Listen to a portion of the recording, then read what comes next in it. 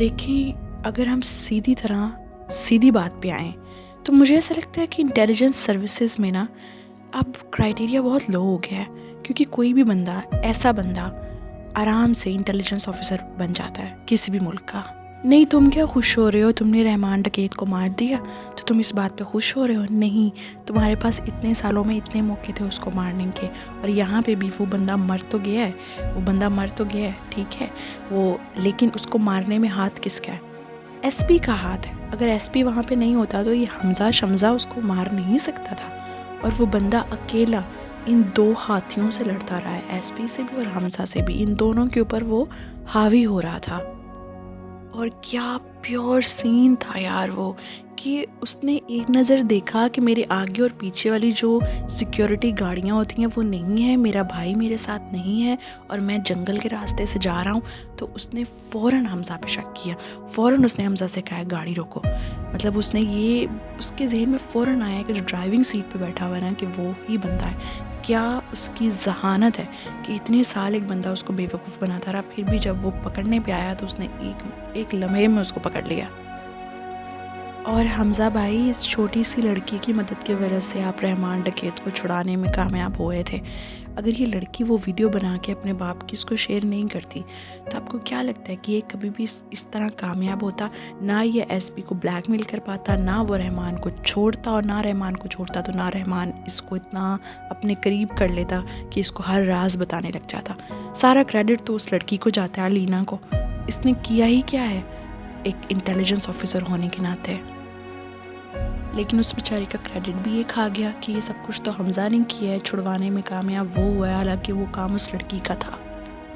अच्छा, मुझे इस बात पे इतना दुख हुआ कि एक इंटेलिजेंस ऑफिसर हो जिसको पता भी चल जाए कि कहाँ पे प्लान बन रहा है मेरे मुल्क में दहशतगर्दी का, और वो वहाँ पे ख़बर भी कर दे, लेकिन जब प्लान में चेंज होता है तो उस बंदे को पता ना चले, हालांकि वो हर वक्त उन लोगों के आसपास रहता है।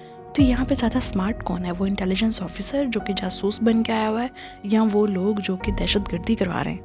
ज़ाहिर सी बात है वो लोग जो दहशतगर्दी करवा रहे हैं इस फिल्म के अकॉर्डिंग, कि वो लोग जो दहशतगर्द हैं वो तो भाई इससे दो हाथ आगे हैं। तो इसकी ट्रेनिंग, इसकी जहानत, इसका इतने साल का जो क्या कहते हैं वो जो बनमास होता है कि ये त्याग रहा है अपनी ज़िंदगी, उसका फ़ायदा क्या हुआ भाई? तुझे उनके प्लान का पता ही नहीं चला, उन्होंने वही किया जो उन्होंने करना था।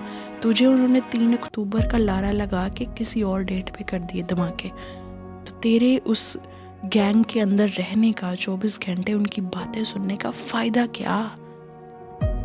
भाई को बस एक काम करना आता है, मैं बताऊँ क्या काम करना आता है? ऐसे एक्सप्रेशंस देना आता है, ऐसे सपाट चेहरा करके, जैसे पद्मावती में लोगों ने दीपिका को ट्रोल किया था ना कि उसका चेहरा बिल्कुल ब्लैंक था। इस बंदे का चेहरा इस मूवी में बिल्कुल ब्लैंक था, नो एक्सप्रेशंस एट ऑल। इतनी बड़ी तुम्हें हार हुई है, इतनी बड़ी तुम्हें शिकस्त हुई है, और तुमने एक्सप्रेशन ये दिए हुए हैं। बस इसने इस पूरी मूवी में यही किया है। यार, तुम उन लोगों के बीच में रहते हो, एक एक बंदे की नेचर की, एक एक बंदे की खबर है तुम्हें, कौन बंदा क्या कर रहा है, तो तुम उनका गैंग तुड़वा क्यों नहीं देते? तुम उनके अंदर की खबरें लोगों को पहुंचा के क्यों नहीं फ़ायदा उठा रहे? और वो जो बलूचिस्तान जाके इन्होंने असला ख़रीदा था, वो जो असले वाला सीन था, इस कदर ये थक्कड़ इंटेलिजेंस ऑफिसर है कि वो असला वहाँ से उठवा नहीं सका। अगर उठवा नहीं सकते तो एक बम गिरा के वो असला ज़ाया तो तुम करवा सकते थे। तुम जाके अपनी जो तुम्हारी इंटेलिजेंस फोर्सेस हैं उनको बता नहीं सकते थे कि वहाँ पे इतना सारा असला पड़ा है, एक बम मारते वो सारा असला ख़त्म हो जाता? पर नहीं, तुमसे कुछ हुआ ही नहीं। तुम बस असला देख के उसको, बस तुमने देख लिया कि हाँ भाई मुझे पता चल गया। पता चलने से क्या होता है, कार्रवाई करनी पड़ती है।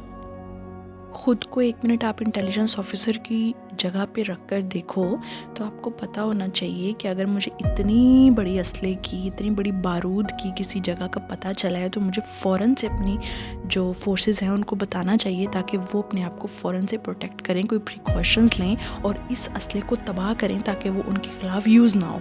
लेकिन इस बंदे ने कुछ नहीं किया, इसने कुछ नहीं बताया भाई उनको, और उन्होंने वही असला यूज़ करके अपना जो टारगेट सेट किया हुआ था वो उन्होंने अचीव कर लिया। और मेरी बॉलीवुड से ये गुजारिश है कि बॉलीवुड हमें एक सबूत दिखा दे कि उसने कहाँ पे पॉलिटिशियंस की लड़कियों को मिनी स्कर्ट्स पहन के पाकिस्तान के सड़कों पे आधी रात को घूमते देखा है। यहाँ पे सब होता है, सब पार्टीज, सब अयाशियाँ सब लोग करते हैं, लेकिन जो पॉलिटिशियंस होते हैं जो हर वक्त नज़रों में रहते हैं ना, उनकी बेटियाँ ये सब छुप कर करती हैं। ऐसे खुलेआम नहीं किया जाता, ऐसे सड़कों पे वो मिनी स्कर्ट्स पहन के नहीं घूम रही होती। मुझे समझ नहीं आ रही इन्होंने कौन सी पाकिस्तान की ऐसी पॉलिटिकल लेडी को देख लिया है जो कि सड़कों पे ऐसे फिरती है। ये कहाँ की ऑब्जर्वेशन है। अब बात आते हैं उस बात के ऊपर जो कि मुझे अच्छी लगी इस मूवी की। इस मूवी के जो मर्द थे ना, वो अपनी औरतों के साथ बहुत पोलाइट थे, चाहे वो रहमान डकैत हो या चाहे वो हमज़ा खुद ही हो। वो जितने ज़्यादा रॉड बनते हैं ना, जितने ज़्यादा वो हार्ड बनते हैं वो अपनी बीवियों के लिए। मुझे इतना वो खूबसूरत नहीं लगा कि जब उसका बेटा फौत हुआ है और उसकी बीवी आई है और वो इतनी फ्रस्ट्रेटेड है, वो ख़बर सुन के इतनी गुस्से में है कि वो सबके सामने उसे थप्पड़ मार देती है, लेकिन वो बंदा बिल्कुल उस पर शाउट नहीं करता, कोई रिएक्शन ही नहीं देता, बल्कि उसको गले लगा लेता है, क्योंकि उसे पता है कि मेरी बीवी इस वक्त गुस्से में है, इस वक्त वो फ्रस्ट्रेटेड है, इस वक्त वो दुख में है, उसका जवान बेटा मारा गया मेरी वजह से, मेरी दुश्मनी की वजह से। That was so good. और वो पूरी मूवी में अपनी बीवी को इतने प्यार से ट्रीट करता रहा, वो बहुत अच्छा लगा मुझे।